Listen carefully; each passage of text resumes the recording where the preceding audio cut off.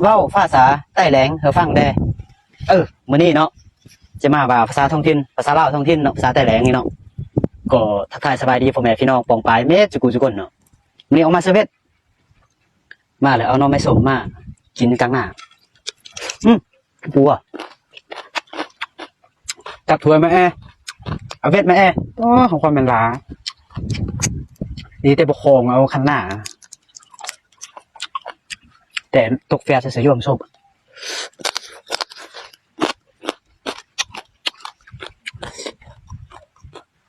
นี่มันแจ้งไงเนี่ยจากหน้า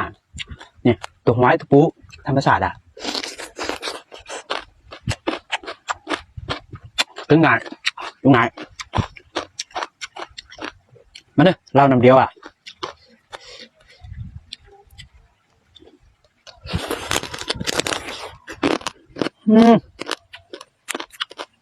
ปูริบเสมอ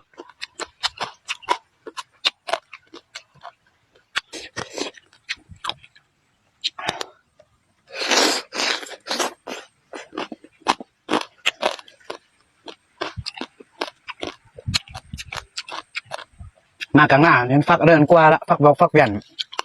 หืนเอามาเป็นตะเล่าเนี่ยผมมี30 กว่า